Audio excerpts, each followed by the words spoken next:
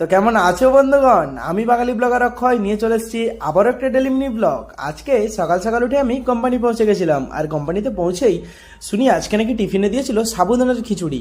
তাই আমি সাবুদানার খিচুড়িটা মুখে না দিয়ে চা বিস্কুট খেয়ে আমি কাজে চলে গেছিলাম। আর কাজগুলো সেরে আমার হয়ে গেছিলো লাঞ্চের টাইম।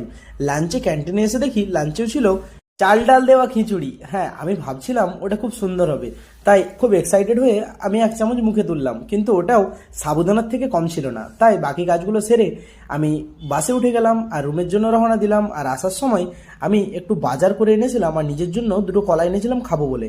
তাই প্রথমে আমি কলাটা খেয়ে নিলাম আর সাথে এনেছিলাম ম্যাগি। আর দেরি না করে আমি ম্যাগিটাও বানাতে বসে গেলাম। তারপর কিছুক্ষণ পরই আমার ম্যাগি বানানো কমপ্লিট হয়ে গেল। তো আমি এখন ম্যাগি খাই, আর তোমরা আমার চ্যানেলটাকে সাবস্ক্রাইব করে ফেলো। দেখা হচ্ছে পরের একটি মিনি ব্লগে। আজকের মতো টাটা।